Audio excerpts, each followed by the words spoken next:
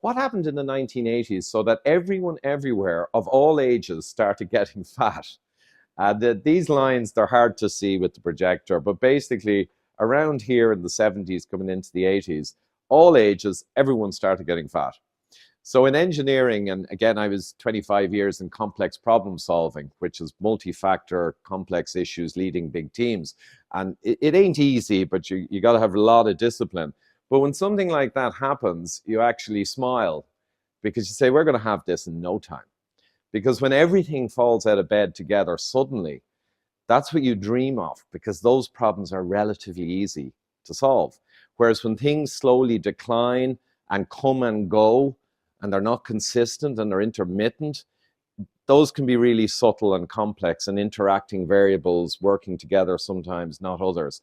But long story short, this would be easy, and it actually is easy. We know what happened.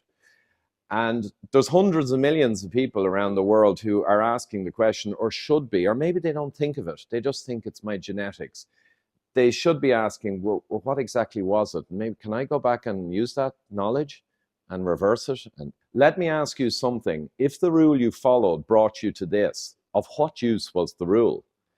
Quite powerful. And of course, we know now the dietary guidelines and the shift to vegetable oils for heart health and the shift to, healthy whole grains, which really meant refined carbohydrate wheats, which the food industry absolutely was orgasmic when the scientists suddenly told them that the two cheapest ingredients on the planet that cost nothing, vegetable oils and refined grains, were now healthy. So the food industry said, and that was the explosion of processed food. The guidelines actually advised going to a processed food hellhole. And the guidelines people would say, oh, we meant healthy whole grains and unprocessed. Rubbish. Once they said whole grains were good and wheats were good, they let the genie out of the bottle. Pandora's box was opened, and when we know what happened. But he just published this paper, 48 individuals in corporate settings, and they put them on a ketogenic, very low-carb diet without calorie control. They just told them how they could eat, advised them, bit of support. And they managed to get, with 49 patients actually, nearly a metric ton of weight was lost between the 50 people in, I think it was a 12-month interval. And you can see the rapid collapse in weight. Now, some people didn't lose so much weight, and you can get, insulin-sensitive obesity where your body really doesn't want to lose weight, and you're not that unhealthy. And also some people are not adherent, even if they say they are. I mean, that's human nature. So there's going to be varied results, but generally massive reduction. And the results in terms of the medical side were extraordinary. There were truly massive reductions in triglycerides, which is the real bad cholesterol in your cholesterol panel. LDL doesn't really mean much. CRP, inflammatory marker, blood pressure, and liver enzymes, which are crucial. So we don't just have an epidemic in the US of fatty liver disease, non-alcoholic, in adults. That came decades ago. There's now an epidemic in children of fatty liver disease. So to Werner's point, the youngest type 2 adult onset diabetic in the world a few years ago was in the newspaper. The kid was 3 years old. And when very obese, but Korean, when they went in, they said it has to be type 1 diabetes, autoimmune, because 3 years old. No, it's type 2. The insulin was through the roof, not missing. So the world is gone insane, as Werner said. A massive increase in HDL, the good cholesterol. Now, this is very meaningful. This HDL, good cholesterol, means a lot. And there was no change in LDL. So they went high fat, low carb, got amazing results, and their LDL didn't even go up. So even that's partially a myth that the LDL will really change much on a high fat diet. So you see, the mythology is true everything. It's opposites day in nutrition world, right? So fantastic result, 16% average weight loss. But the bottom line, if we look at it, just to re-emphasize, we're worried about the causes of death in the world and morbidity and quality of life collapse and long-term end-of-life care, as opposed to staying quite healthy and maybe suddenly declining and passing like would be, hundreds of years ago. So we look at the breakdown of the causes of death. So over a third is heart attack and stroke. This is the biggest cause of death. Cancer is now pushing up behind it for sure. So that's a huge one to focus on. Kidney disease, diabetes type 2, and Alzheimer's, which is type 3 diabetes. So the diabetes cluster, where the death is attributed to that, another big chunk. Now, most of these are also diabetic driven, but they're not called that. They should be, but they're not. So over half in total.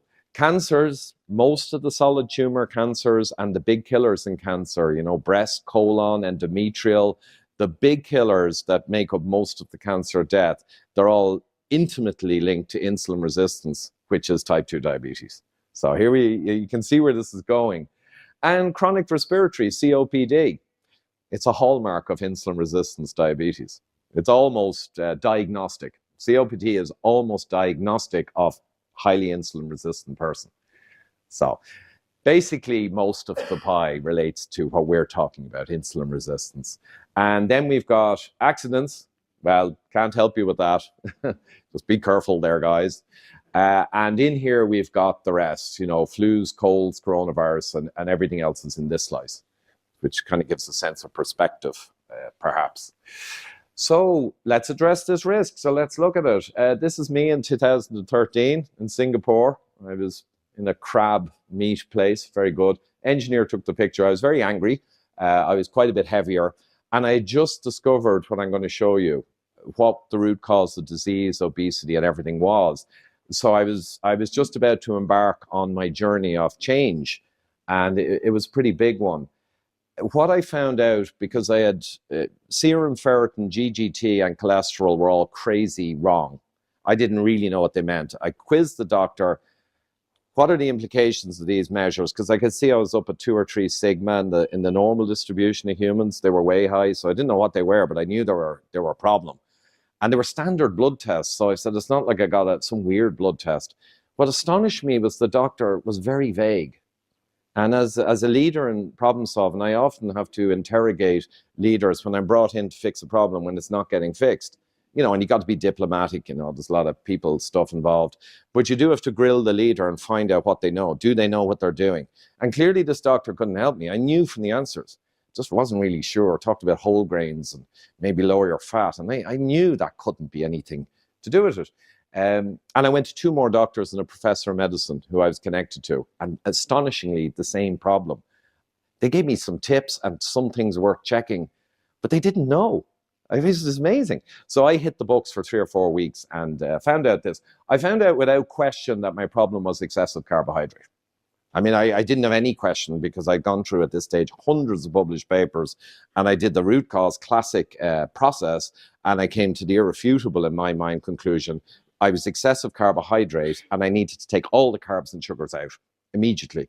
And that meant I'd be eating a lot of high-fat food, by definition. You take out all the carbs and all the sugars, protein and fat are left. So I switched to eating basically lamb chops and meat, fish, and eggs mostly. I didn't have any question because I'd gone through at this stage hundreds of published papers, and I did the root cause classic process, and I came to the irrefutable, in my mind, conclusion. I was excessive carbohydrate and I needed to take all the carbs and sugars out immediately. And that meant I'd be eating a lot of high-fat food, by definition. You take out all the carbs and all the sugars, protein and fat are left. So I switched to eating basically lamb chops and meat, fish, and eggs mostly. I switched from this diet, and this diet was high in sugar. I wasn't aware of how bad sugar was, and I was drinking orange juice, which is more sugar than Coca-Cola original. And I was eating meat, fish, and eggs, but also vegetable oils. I fell for the heart-healthy nonsense. And I was eating some junk food and a lot of carbohydrate, healthy whole grains, lots of fruit, 5 a day, and fruit's sweet and tasty. Of course, it's easy. So I was eating a lot. And that's what was ruining my liver and causing all these bad metrics. Root cause solution, clear as crystal, switched to this diet. I didn't know anything about the low-carb, high-fat movement. I vaguely later realized there was an Atkins guy, but they said he was a shill and he was killing people. But I didn't know there was a whole movement. I was going straight to the database. I actually thought I was discovering this, and after I realized. But, it was fun at the time.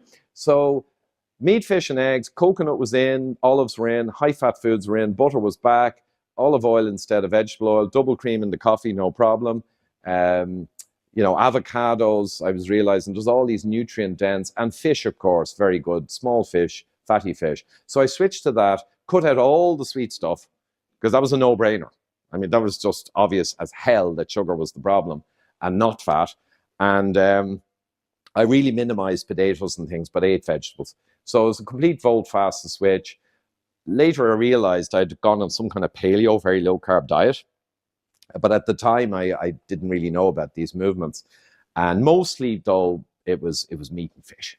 And the vegetables were thrown in on the side, but I wasn't too worried about them. And here's what happened in 6 weeks. So insulin resistance was the problem. There was my GGT, which is one of the most sinister metrics you can have high. The actuaries love GGT for life insurance. They have no skin in the game on biochemistry or nutrition. They don't care. They only care what number means you're going to die early, and then we can make sure we can get a profit on you, or you're going to live long. I'm going to make sure we charge you more. They don't care. The actuaries have papers on GGT. They love it, right? It's basically type 2 diabetes reflector. And I switched the diet, nothing else, no change in exercise or alcohol. And 6 weeks later, it dropped down into the population range. And 2 weeks later, as an engineer always does, you got to verify the trajectory, and it continued dropping down to 35, which is pretty fine. But not just that. The ferritin halved, which is another bad metric. It came down into range. The cholesterol did not drop. It actually went up. But I had now understood it's only the ratios of HDL to triglyceride that matter. And my LDL in total went up, but I knew that that was absolutely irrelevant because I'd found the papers that proved that. So I didn't worry about that. So I said, great stuff, thumbs up. Blood pressure came right down to normal with no extra exercise. And it came down and began to come down fast before the weight loss started. Before any noticeable weight loss. They say, oh, you're overweight, that's why you have high blood pressure. No. You're overweight because you're insulin resistant. You have high blood pressure because you're insulin resistant. The weight doesn't cause the blood pressure. The insulin resistance causes the blood pressure and the weight. So that's a key point. And my weight came down a lot to nearly 80 kilos at one point in 9 weeks. And the people in work were astonished. And the weight came right down. So that's when you find a dramatic, profound, all-encompassing root cause in a problem, in a process, a complex process, that kind of thing happens. You were trying to fix this metric here. You found a cause. You changed it, but the metric alone did not change. The whole process, the quality gets better everywhere. That's a real root cause, and you know you're profoundly correct when that happens. And this is a case in point. And in work, I began to give lectures, and interestingly, it's not just all those metrics. My mental energy, my joie de vivre, my productivity, everything shot up. And as engineers in work began to come to the lectures, you could see weight dropping all around the plant. And the managing director, this is a fact, we had banned all third-level education unless it directly related to our specific business. Our new CEO basically was a cost-cutting crazy guy. But our MD actually approved me suggested if I wanted to do a PhD in this kind of stuff. So how the hell would he do that? He can nearly get in trouble for doing that. But he saw the employee engagement, he saw the change, and he saw people actually upping their game and going for management positions where before they were kind of sloppy and not motivated. So it just shows you the impact beyond the basics. So we'll show you this diagram just to beat it home. The simple reality is insulin resistance, hyperinsulinemia, they're the same thing, two sides of a coin. Drive heart disease like nothing else, plus many of the cancers and Alzheimer's, yada, yada, yada. Unfortunately, insulin resistance decreases your HDL cholesterol, your good cholesterol, and it increases small dense LDL, and it can move around the bad LDL number. Not consistently, but it moves around. And industry jumped on this as the big thing. But they didn't realize, or when they did, it was too late because the money was being made from this. They're proxies. Cholesterol system is a proxy for what is in truth the real deal. And the real deal, of course, is the insulin resistance, hyperinsulinemia pathology that's really driving the bus.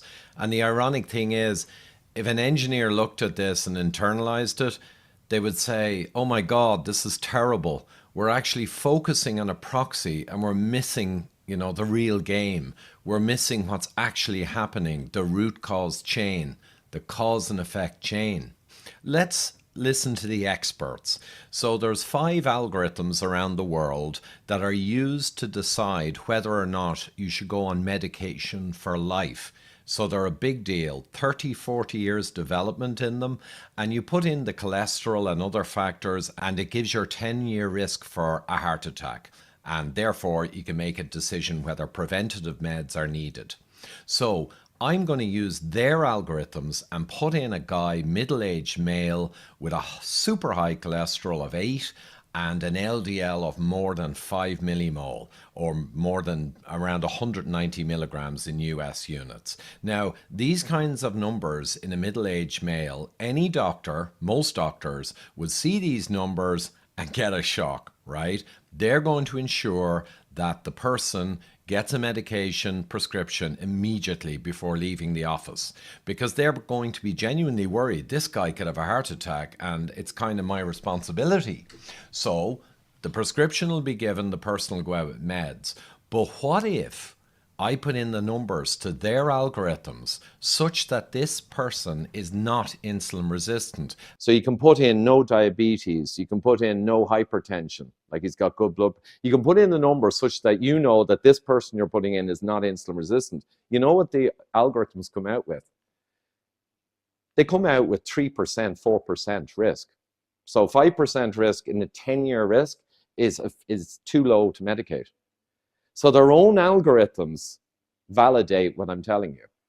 And the other thing is, and the lady asked me in the car park this morning, the best test to find out your level of actual cardiac disease and atherosclerosis is the CAC, the coronary artery calcification scan.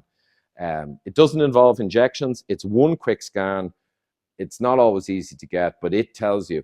It's so powerful. It predicts cardiac death and heart attacks more than all the other risk factors they use put together, and then some. It trumps everything because you see the amount of disease, so of course you know highly likely what's going to happen. But if you do get a scan and a 0, which many of these guys will get a 0, they'll have no heart disease, and they will not have in the future really. If you put that in the advanced algorithms, that 0 score, you come down at 0.9 or 1.9%. That's effectively 0. A 10-year risk for a middle-aged male down at around 1% is essentially 0 for all intents and purposes. So it just shows you their own algorithms prove it. And whenever I push that one at the cholesterol defenders online, there's always silence because there's no answer to that, right? So they just go away. I won't go through this in detail in the interest of speed, but just suffice it to say, Dr. Thomas Dayspring is the guy in cholesterol and heart disease, and he trains doctors all over America and universities. He's a lipidologist. He's basically the ultimate cholesterol expert, and he works with pharma a lot. He takes in a lot of money from pharma, right, for his courses. But he admitted to me in 2014, kind of by mistake, he essentially admitted when I was goading him on Twitter and I was kind of setting him up, and he did admit it. In reality, the majority of heart attacks are due to insulin resistance.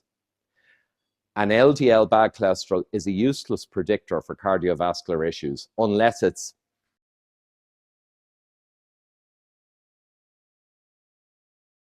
way up over 5, right? Which is not really true, but he said it. So again, top expert in the world and a pharma guy. So how important is blood insulin? This study I love. It basically showed that in Colombian men who had a heart attack, they did a great study and said, we're going to follow them for 7 years and we're going to measure all their bloods to the start and we're going to get a full profile of all of them. And we'll watch and see who gets a second heart attack. And then at the end of 7 years, we can look at the data and say, well, what was the thing to watch to know that you're going to have a second heart attack? So it's huge. So what they saw, like in all the studies, I've loads of them I won't show, there was no predictive power of LDL or total cholesterol for a second heart attack. It was just non-significant. There was no risk multiplier. And this happens all the time, and you don't hear about it. And high blood pressure, if you had a higher blood pressure at the start, you would double the chance of being one of the guys to have a second heart attack. That makes sense. Blood pressure is a problem. But high insulin, how predictive was that of a second heart attack? Nearly 7 times more likely if your insulin was high.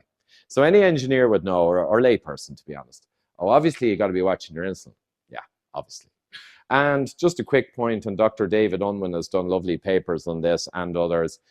Most high blood pressure in the West, because it doesn't happen in indigenous humans anywhere in the world, their blood pressure never goes up. It just doesn't happen because they're not insulin resistant. That's it. Insulin resistance causes salt retention in the kidneys and drives up your blood pressure. So I often say to people, if in the morning we only had meat, fish, and eggs, there was no other food, anti-hypertensive market would be gone in 3 months, and many pharma companies would shut down. If you could only eat meat, fish, and eggs, you cannot maintain hypertension. Hypertension, that's 50 or 60% of adults over 60, that's just going to fall off the map. You know, these are the bizarre, simple truths.